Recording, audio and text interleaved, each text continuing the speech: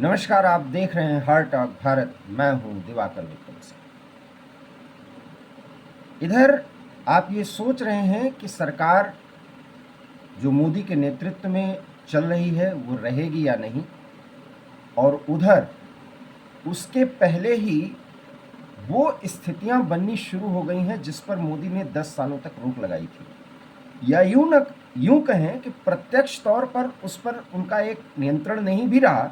मोदी के नाम पर वो स्थितियां नहीं बन रही थीं, लेकिन जैसे ही इंडी अलायंस में राहुल गांधी के वर्चस्व का एक तरीके से उदय हुआ है, उसके बाद से स्थितियां साफ और स्पष्ट तौर पर इस बात की ओर संकेत कर रही हैं कि आने वाले दौर में ऐसी ऐसी मांग उठ सकती है जिससे आपको लग सकता है कि सचमुच में शांतिप्रिय समुदाय की वास्तव में भारत को लेकर के सोच है क्या। आपको ये बात बहुत कड़ी लग सकती है, ये भी लग सकता है कि ये उकसाने वाली बात है, लेकिन उदाहरण जब दिया जाए तो आप समझ सकते हैं कि वास्तव में राहुल गांधी की आड़ में कट्टरपंथी कर क्या रहे हैं। और ये उदाहरण है केरल से। वो केरल जो शांतिप्रिय लोगों का कहा जाता है, वहाँ पे शांतिप्रिय लोग निवास करते हैं। वो केरल जहाँ पर शिक्षा की स्थिति बहुत अच्छी है।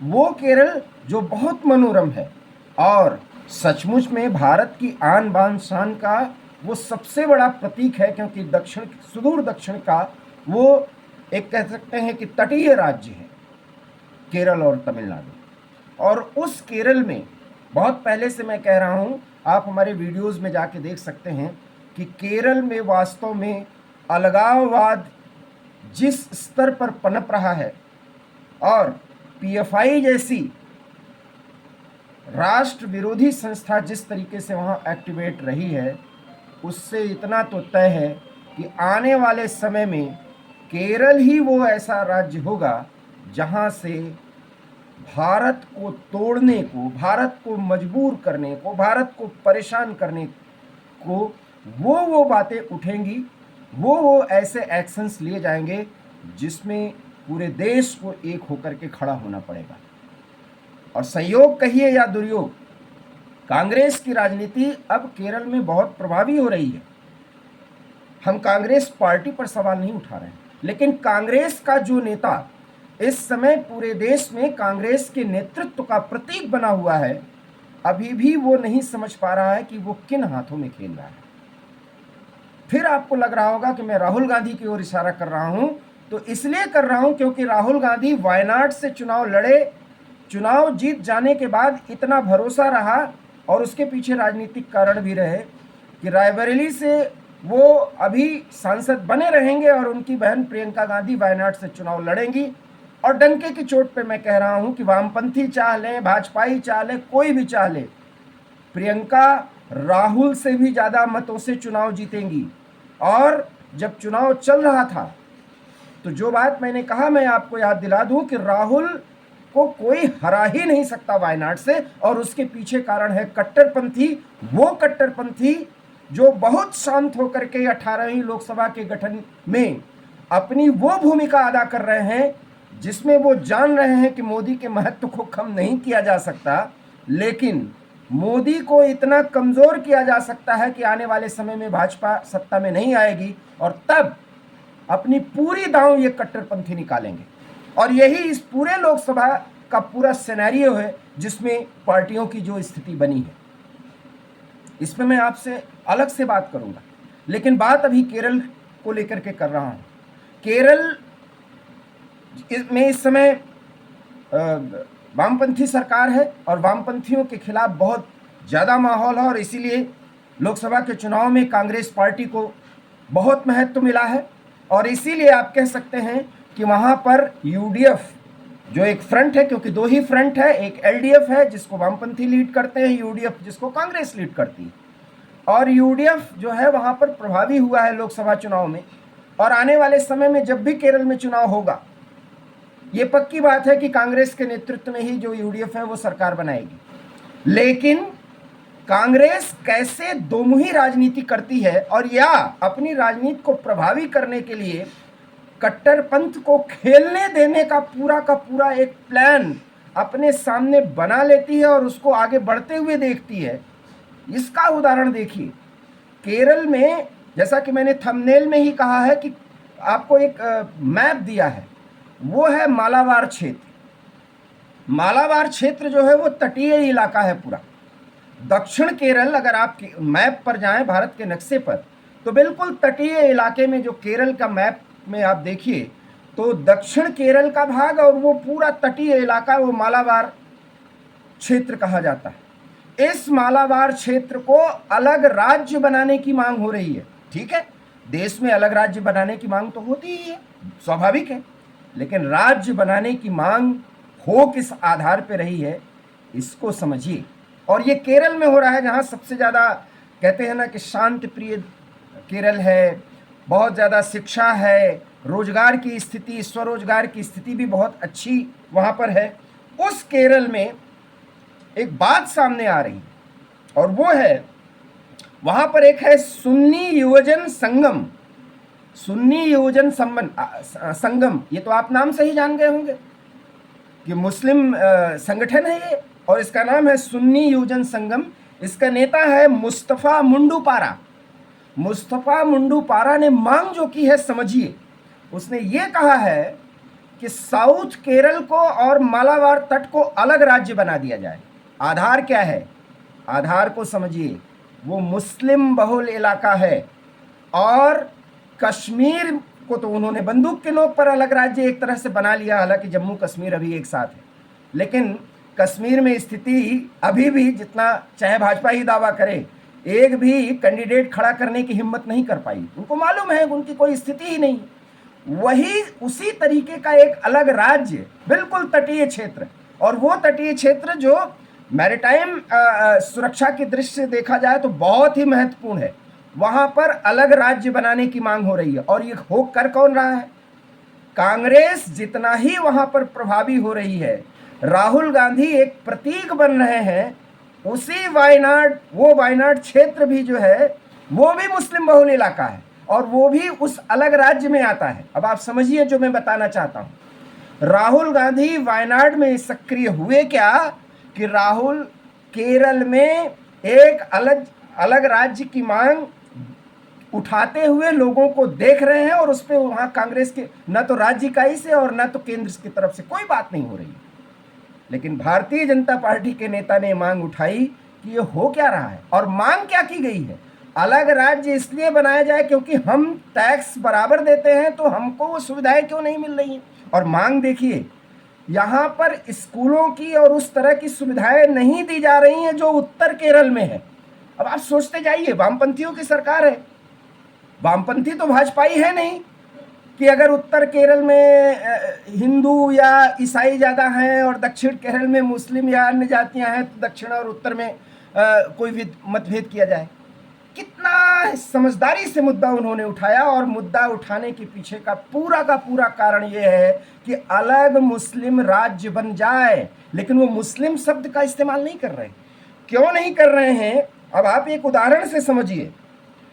दक्षिण केरल की जो बात वो कर रहे हैं कि अलग राज्य बनाई जाए, उसमें कौन कौन से क्षेत्र आएंगे वो जरा सुनिए आप। त्रिशूर, आप मैप में अगर जाके देखें केरल, अगर वो सुविधा होती तो मैं आपको समझा देता कि ये कट्टरपंथियों की योजना क्या है। त्रिशूर, पलक्कड़, मल्लापुरम, कोझिकोड, वायनाड, कन्नूर, कासरगेड, इतने इलाके उस राज्य में आएंगे जिसकी मांग मुंडू पारा, जो सुन्नी योजन सभा का नेता है, वो कर रहा है। इतने क्षेत्रों को मिलाकर के एक अलग केरल बना दिया जाए, और उसकी स्थिति जो है, जनगणना जो 2011 में हुई थी, उसका डाटा आप सुनिए। त्रिशूर में मुसलमानों की संख्या 17% से ज़्यादा है, पलक्कड़ में 27.96% है, मल्लापुरम में इनकी आबादी 70% से अधिक है, कोझिकोड में 37.66% है, वायनाड जहां से राहुल जी खड़े होते हैं चुनाव और जीतते हैं, और मैंने तभी कहा था कि डंके की चोट पर राहुल को कोई चुनाव हरा ही नहीं सकता, इसलिए नहीं कि बहुत लोकप्रिय हैं, इसलिए कि कट्टरपंथी उनको चुनाव हराएंगे। वायनाड में 28.65%, कन्नूर में 29.43% और कासरगोड में 37.24% आबादी है मुसलमानों की। और मुसलमानों की आबादी, मैं बार बार कहता हूं, एक भारतीय मुसलमान जो सामान्य तौर पर सोचता विचारता है, मैं उसके बारे में बात नहीं करता, लेकिन 99% जो कट्टरपंथी होते हैं और जिनकी सोच में बड़ी शांत प्रियता के आवरण में एक ऐसे तूफान को लाने की होती है, उन पर मैं ये चोट कर रहा हूं। और इसलिए केरल में भी एक अलग, अभी तो अलग राज्य बनाने की मांग हो रही है। जब अलग राज्य बन जाएगा उसके बाद फिर देखिएगा क्या क्या होता है। क्यों कह रहा हूं, इसके पीछे भी आधार है, इतिहास है। मोपला विद्रोह हुआ था, ये इतिहास का विषय है, वीडियो बहुत लंबा हो जाएगा। वहां भी हिंदुओं को मार मार करके भगाया गया था। और ये जो क्षेत्र है, यहां पर वो आकर के बसे थे संत प्रिय समुदाय के लोग, और उसके बाद वहां पर गैर मुस्लिमों के बसावट को लेकर के उनको भगाने के लेकर इतिहास में भी कई ऐसे उदाहरण मिल जाते हैं, वो अलग वीडियो में मैं बात करूंगा। लेकिन इतना जरूर है कि केरल, जिसे केरलम बनाने की एक बात उठाई जा रही है एलडीएफ की तरफ से, उनके नेता विजयन अर्थात मुख्यमंत्री की तरफ से केंद्र सरकार को भेजा जा रहा है कि केरल का नाम केरलम कर दिया जाए, क्योंकि मलयाली भाषा में केरलम है, ठीक है, संस्कृत से मिलता जुलता है और मलयाली का सम्मान हमें करना चाहिए। तो केरलम राज्य पर सहमति होती है या नहीं, ये एक मुद्दा अलग है। लेकिन केरल को दो भागों में बांट देना चाहिए, दक्षिण केरल और उत्तर केरल। और दक्षिण केरल इसलिए बांटना चाहिए क्योंकि आधार ये दिया गया है कि दक्षिण केरल के निवासियों के साथ भेदभाव किया जाता है। देखिए ये कट्टरपंथियों की क्या सोच होती है, और ऐसे ही तो अलगाववाद पनपता है। केरल में भी जहां पर एलडीएफ के शासन होते रहते हैं, और एलडीएफ नहीं तो यूडीएफ, वहां भी कट्टरपंथी ये बात कर रहे हैं कि उनके साथ भेदभाव होता है। तो भैया आप विजयन जवाब दें, जो वामपंथी सरकार चलाते हैं सब बराबर हैं, लेकिन जहां संख्या इनकी बढ़ी, अलग राज्य अभी मांग हो रही है। आगे क्या मांग करेंगे, और वो भी सुरक्षा के दृष्टि से अति महत्वपूर्ण क्षेत्र है केरल का ये भाग, और वहां पर ऐसी मांग उठाया जाना जो मैंने आपको उदाहरण सहित बताया, और उसमें इस तरह की बात करना, अब आप समझ सकते हैं कि वास्तव में केरल में भी क्या कुछ ये कट्टरपंथी पका रहे हैं। वो केरल जहां पीएफआई अपना गढ़ बनाने के बाद उसकी हस्ती मिटाने की तमाम कोशिश पिछले 10 सालों में मोदी के नेतृत्व में की गई, वहां पर पीएफआई ने अपना रंग बदला है। अलगाववाद का एक और तौर तरीका बदस्तूर जारी है। वही केरल जहां पर इजराइल और हमास के बीच छिड़े युद्ध के दौरान हमास के नेता का बाकायदा एक तकरीर आयोजित कराया जाता है, केरल के लोगों को देख करके उस पर सहमति बनाने के लिए एक नैतिक दबाव बनाया जाता है। उसी केरल में कट्टरपंथी अब एक अलग राज्य बनाने की मांग कर रहे हैं। शुरुआत तो राज्य बनाने से है, आगे क्या क्या होता है देखते जाइए। और इसीलिए मैं कहता हूँ अभी तो मोदी की सख्त ज़रूरत है। अगर दिल्ली मजबूत रहेगा तो ऐसे अलगाववादी सोच को कैसे कुचला जाएगा, ये सब कुछ हमने 10 साल में देखा है। आपको हमारा ये वीडियो पसंद आया हो तो प्लीज़ इसे लाइक करिए, शेयर कीजिए। हमारे चैनल हार्ट ऑफ भारत को प्लीज़ सब्सक्राइब कीजिए। बहुत बहुत धन्यवाद। नमस्कार।